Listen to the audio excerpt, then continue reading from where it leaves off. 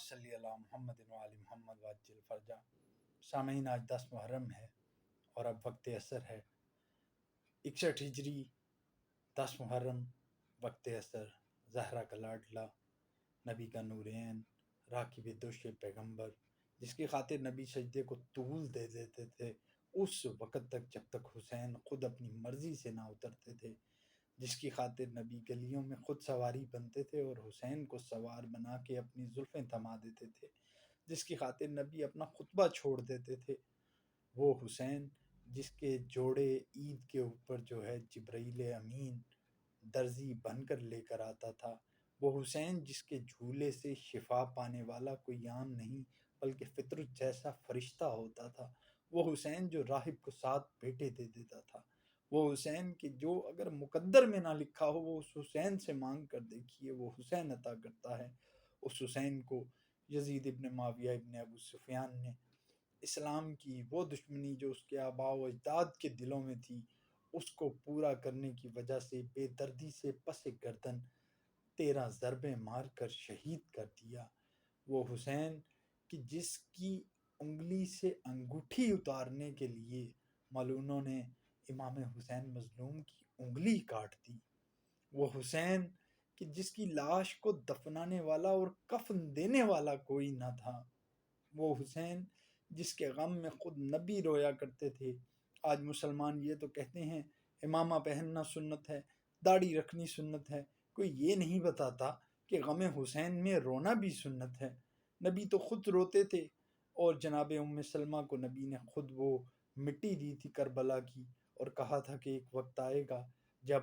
میرا نواسہ بے گور و کفن تشنہ لب جو ہے شہید ہو جائے گا، اس وقت یہ مٹی سرخ ہو جائے گی، خون میں تبدیل ہو جائے گی۔ میں صرف اتنا کہنا چاہوں گا، ہمیں چاہیے کہ عظمت حسین کو سمجھیں، ہمیں چاہیے کہ اختلافات کو پس پشت ڈال دیں۔ آج ہم کہتے ہیں کہ شیعہ جو ہے وہ ماتم کرتے ہیں، آج ہم کہتے ہیں کہ نعوذ باللہ شیعہ شام غریبہ میں بیہودہ حرکات کرتے ہیں۔ کیا آپ نے خود کبھی شام غریبہ میں جا کر یہ دیکھا ہے کہ وہ مجلس میں کس طرح سے جو ہے برتاؤ کرتے ہیں؟ وہ تو ان پیاسوں کی یاد مناتے ہیں، ان جلے ہوئے خیموں میں جو رات بی بی زینب کبریٰ نے گزاری تھی اس رات کو دیکھتے ہیں اور مصائب اہل بیت بیان کرتے ہیں۔ کوئی جید اہل سنت کا عالم ایسی بات نہیں کرتا، لیکن جو بھی پروپیگنڈا کرتے ہیں، میں شیعہ یا سنی نہیں ہوں، لیکن میں صرف یہ کہنا چاہوں گا کہ ہمیں نہ تو ماتم کے خلاف کوئی بات کرنی چاہیے، نہ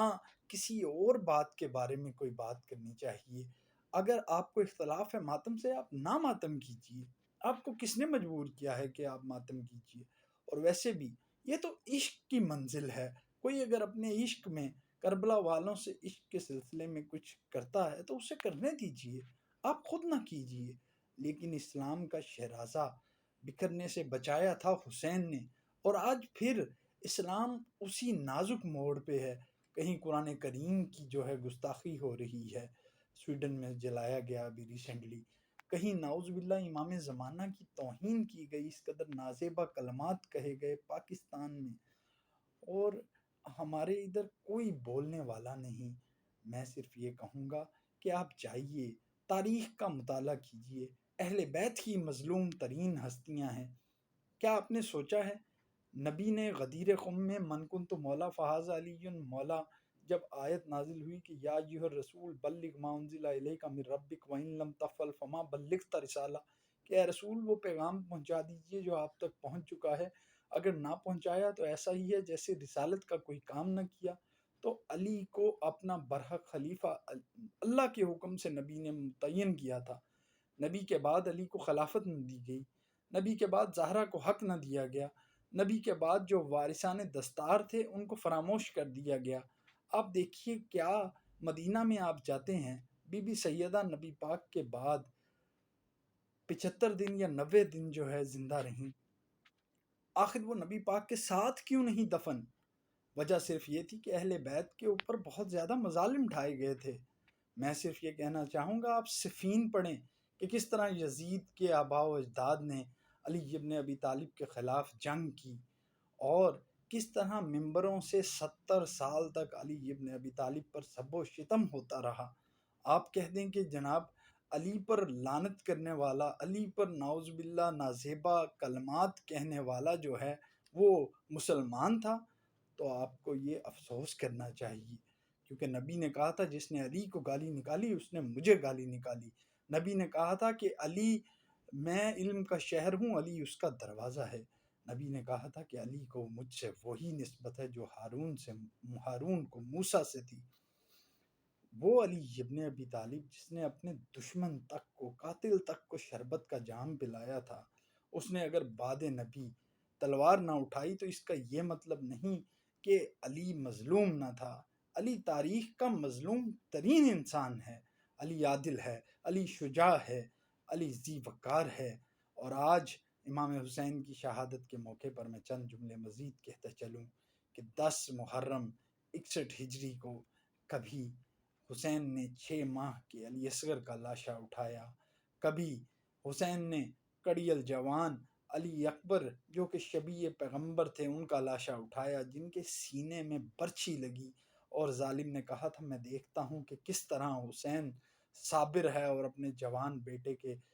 کلیجے سے برچھی کا پھل نکالتا ہے۔ کبھی حسین نے اپنے جوان بھائی غازی عباس علمدار کے کٹے ہوئے بازو فرات کے کنارے سے اٹھائے، کبھی حسین مظلوم نے اپنے بھتیجے جناب حسن کی نشانی جناب قاسم کے لاشے کے ٹکڑے چنے، اور اس حسین کی لاش پہ آنے والا کوئی نہ تھا۔ اس حسین کی مظلومہ بیٹی بی بی سکینہ کو تماچے مارے گئے، اس حسین کی بہن زینب و ام کلثوم کو باندیوں کی طرح رسیوں میں باندھ کر بے کجاوا اونٹوں پہ پھرایا گیا اور کہا گیا باغی ہیں باغی ہیں، کوئی پتھر پھینکتا تھا، کوئی کسی طرح سے ان کی توہین کرتا تھا۔ یہ آل نبی تھیں، یہ اولاد علی تھیں، یہ وہ عطرت تھی جن کے بارے میں قرآن کہتا ہے انما یرید اللہ لیذھب عنکم الرجس اہل البیت ویطہرکم تطہیرا۔ اللہ تعالیٰ یزید اور اس کے آباء و اجداد جنہوں نے اہل بیت پر ظلم کیا ان پر لعنت کرے، اور اللہ تعالیٰ ہمیں صحیح حسینی، صحیح اہل بیت کا ماننے والا بنائے، اور ہمیں شیعہ سنی وہابی کے چکر سے نکالے۔ بس اہل بیت کی عظمت کو سمجھنے کی جو ہے وہ کوشش کریں، کیونکہ اہل بیت ہی ذریعہ نجات ہیں، اہل بیت ہی ایمان کی علامت ہیں، اور بروز محشر اہل بیت کی محبت کا ہی جو ہے سوال ہوگا، جن کے بارے میں خالق نے کہا تھا کہ اے رسول ان سے کہہ دے میں تم سے اجر رسالت کچھ نہیں مانگتا سوائے اس کے کہ میرے اقربا سے مودت۔ یہ اقربا وہی ہیں جن کی خاطر کبھی سورہ حلتا نازل ہو جاتی ہے، یہ اقربا وہی ہیں جن کی سچائی کی یہ منزل تھی کہ وہ مباہلہ میں جب گئے، سیغہ جمع کا ہے نساءنا، لیکن نبی ازواج میں سے کسی کو نہیں لے کے گئے، صرف سیدہ کو لے کے گئے، کیونکہ سیدہ جتنی صدیقہ کوئی بھی نہیں تھی۔ سیغہ انفسنا کا تھا، لیکن نبی اپنے نفس علی ابن ابی طالب کو لے کے گئے۔ بتانا مقصود تھا کہ علی کی ہمسری کوئی کر ہی نہیں سکتا، میرے بعد افضل ترین ہے ہی یہ، اسی لیے میں صرف علی کو لے کے جا رہا ہوں۔ اگر کوئی اور نبی کے بعد افضل ہوتا تو نبی اس کو مباہلہ میں لے کے جاتے، مباہلہ میں نبی نے پہچان کروانی تھی کہ میرے اہل بیت کون ہیں۔ اللہ تعالیٰ ہم سب کو عمل کی توفیق عطا فرمائے۔